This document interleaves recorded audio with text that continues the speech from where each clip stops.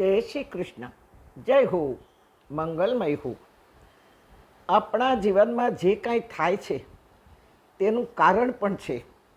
ક્યાંક ઋણાનું બંધે બધું થઈ રહ્યું છે, ક્યાંક આપણા જન્માંતરના કર્મ અનુસાર થઈ રહ્યું છે, ક્યાંક આપણી કર્મમાં અણસમજણ છે તેથી થતું રહ્યું છે, કાં લોભ અને લાલચથી થઈ રહ્યું છે કે પછી વ્યવહાર, પરિવાર, સમાજ, જ્ઞાતિ માટે થતું હોય છે.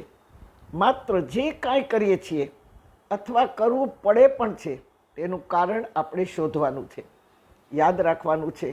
આ બધાનું કારણ અને તેનાથી થતું કર્મ માત્ર એના જવાબદાર આપણે પોતે જ છીએ. યાદ છે ને વાલિયા કોળીનો દાખલો? વાલીઓ કોળી વાલ્મીકી બન્યા એ પહેલાં લૂંટારૂ હતા અને ત્યાં એને નારદજીનો ભેટો થયો. ત્યારે નારદજીએ કહ્યું કે તું આ બધાને લૂંટે છે, આ બધાને પરેશાન કરે છે, સ્વાપદ ખાય છે,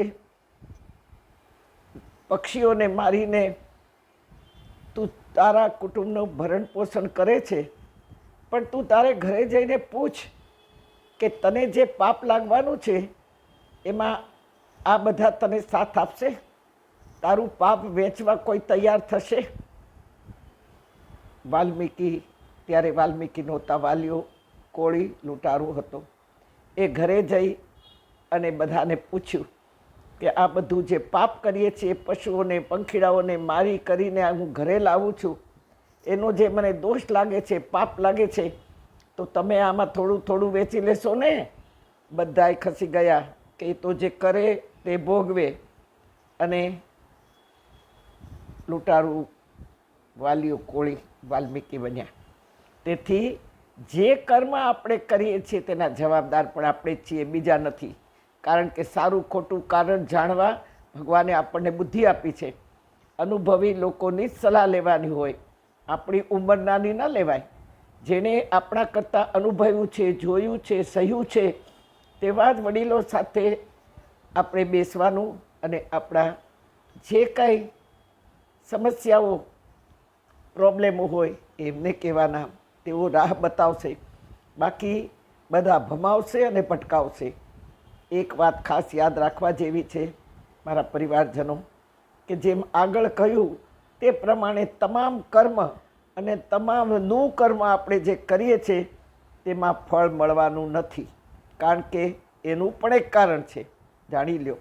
પરિવારનું કર્યું, કુટુંબનું કર્યું, મિત્રોનું કર્યું, એ જે કર્મ કર્યું ને તેમાં આપણું કર્તવ્ય હતું. પરાણે કરવું પડ્યું હોય, શરમે ધર્મે કરવું પડ્યું હોય, દયા ખાઈને કરવું પડ્યું હોય, અને કર્યા પછી 10 જણને કીધું પણ હોય. જ્ઞાતિનું કર્યું, સમાજનું, મંડળોનું કરવામાં આપણને પ્રશંસા મળી, વાહવા મળી, આવું બધું રિટર્ન તો આપણને મળી ગયું, તો એનું ફળ આપણને મળવાનું નથી. ખાસ નોંધી રાખો. જુઓ, દાખલા તરીકે પોતાના મા બાપ છે, સગાઓ છે, સંબંધીઓ છે, મિત્રો છે, આ બધાનું કાર્ય આપણે કર્યું. મેં આગળ કહ્યું ને કે શરમે ધર્મે કરવું પડ્યું, પરાણે કરવું પડ્યું, અને કરીને કહ્યું પણ એમાં તો કર્તવ્ય હતું તેથી કર્યું. પણ આ બધાથી પરે એક કર્મ છે કે જેને જરૂરત છે, જેની પાસેથી કાંઈ મળવાનું નથી, તેનું જે કાર્ય કર્યું તેને જ સેવા ગણાય. તેનું ફળ એ વ્યક્તિના અંતરમાં આશીર્વાદો ભર્યા છે એમાંથી મળી જાય. દુઆ દેનાર હંમેશા પોતાના સત્કર્મોના ડબ્બામાંથી દુઆના ફળો ફૂલો આપતી હોય છે. આપણે બધા વૈષ્ણવો, આપણે કહે લાલાની સેવા કરી, સેવા કરી. આપણે સેવા નથી કરતા, આપણે પૂજા કરી છે. સેવા નથી કરી, પૂજા કરી છે. સેવા કોને કહેવાય? કે બાલકૃષ્ણની સેવા ક્યારે કહેવાય? લાલાને પ્યારા, એના ગ્વાલ બાલ મિત્રોને ખુશ કરીએ ત્યારે સેવા કરી કહેવાય. ચાલો જઈએ અનાથાશ્રમમાં. આપણને મળેલો 56 ભોગનો જે કાંઈ પ્રસાદ મળ્યો છે એમાંથી પ્રસાદ ખવડાવવા જઈએ, એને પ્રસાદ આરોગાવીએ, આપણા હાથે કોળીઓ ભરાવીએ.